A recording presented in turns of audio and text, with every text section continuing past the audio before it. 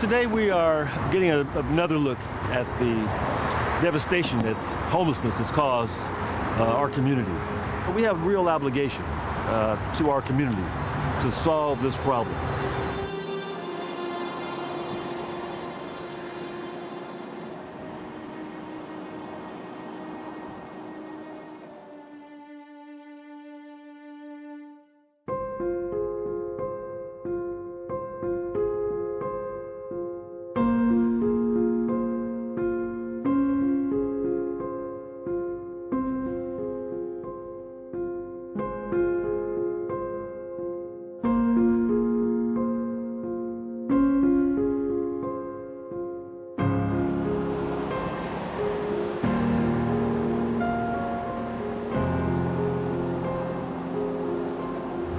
This location, which is historic in Los Angeles County, will now go back to one of its premier use, housing for people who need it. Casa de Rosas will open soon as the home for 37 formerly homeless single-parent vets with a kid. In CD9, we are currently developing a new building called Florence Mills Apartments. And it is 74 units of newly constructed housing, and 19 of the apartments are set aside for homeless people. We're expecting to build about 160 permanent supportive housing units for folks that have been formerly homeless in South LA. We are currently designed and approved to have 127 units of these restricted affordable housing units. Here at Vernon, we have 12 one-bedroom units and 9 studios. Just in CD9, we have right now 5 other projects going through entitlements with an additional, roughly 200 plus units. We'll have more than 2,000 units of temporary and affordable housing coming online within the next 24 months here in CD9.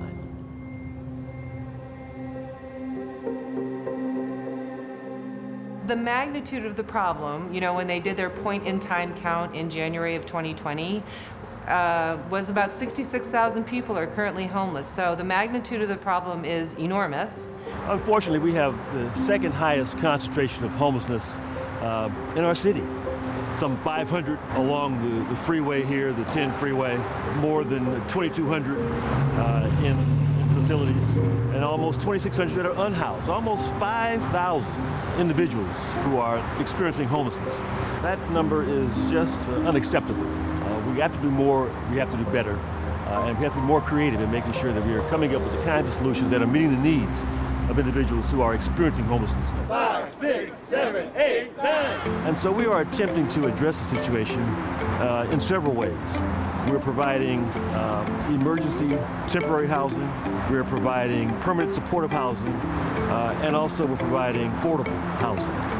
I'm so proud of the people in the city and the county who have 2 times in the recent past, chosen to basically contribute more of their own resources through Measure HHH 4 years ago, and then Measure H, which was a county measure 3.5 years ago. But this city, steps up. And so I really want to thank all the voters, and I really want to thank everybody for taking every incremental step that is necessary to build affordable housing and to support people in need of affordable housing, especially the homeless.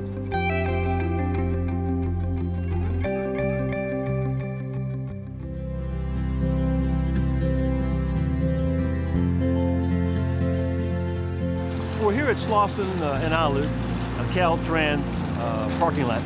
We're envisioning getting 75 pallet shelters on this site.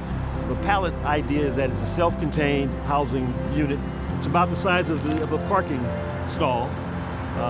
As I said, up to bed 1, heating and air. It doesn't have a bathroom. There'll be a common bathroom area.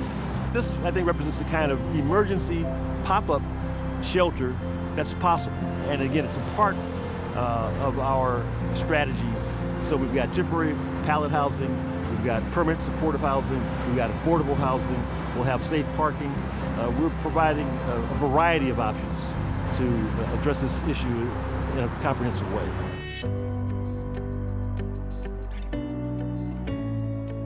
This building was a vacant commercial building that was purchased back in, I want to say, 2016. And so it was a vacant commercial building that we demoed, and then we used the city's density bonus incentive program to build 100% affordable housing. This project is specifically designed as affordable housing using public funds from the city, county, state, and federal government. And the way this helps us address homelessness is while the project itself does not specifically have any specifically designated homeless units, by providing affordable housing for low-income families in the community, we're able to prevent families from falling into homelessness and finding themselves in similar situation to a lot of our neighbors that are in the unfortunate circumstance of living in the street and needing supportive housing. This isn't a shelter, this isn't bridge housing. The people living here are gonna sign a lease, a standard rental apartment lease. And they are also going to have house rules. So it's permanent housing. As the units turn over and become vacant again, other homeless families will have an opportunity to move in.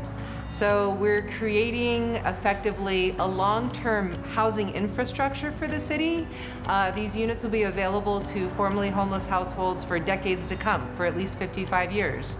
These units will be restricted for a minimum of 55 years, but as a company, Thomas Safran and Associates makes a commitment to keep these housing units affordable to the households really indefinitely.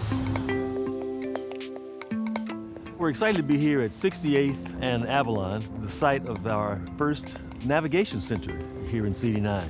And it's important that there be a one-stop location. There'll be initially 160 beds, a medical facility operated by St. John, and an opportunity for individuals to receive services here. We think this can be a whole campus. Eventually we can build out the other side for an additional 200 beds, and so we'll have a capacity of almost 400 beds. In addition, there'll be a safe parking facility here as well.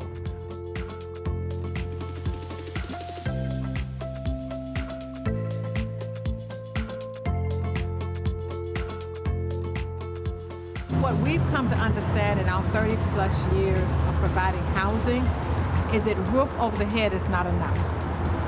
That some people are afraid to succeed because they've had so many failures, and they actually sabotage their own success.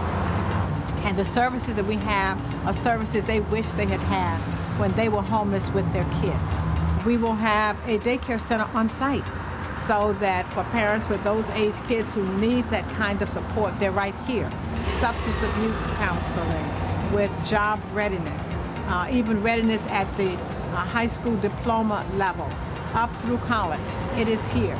So the support system that they have means someone is there to help you keep moving forward. These individuals deserve to be off the streets. They deserve a chance to survive. We're working with Price and CD9 because it's very clear that Price really has a heart for the community, and more so he has a heart for the most vulnerable in the community. When you're trying to do a project like this, there is nothing like having the strong support of your elected officials. Councilman Price had a vision because he understood from listening to his constituents. We're just grateful to be able to, be in CD9 and, have the opportunity to house the residents here. We at Solar Impact believe that housing is the first step of many to really enabling economic equality and economic opportunities in communities of color. We look forward to encouraging them to say, okay, I got it. So now I need to make sure someone else can come here and receive the wraparound services that I receive. And we hope that there's going to be sufficient housing in the area affordable, that they can actually still take advantage of the services, the neighborhood and community they've come to know, and they can come back here as alumni.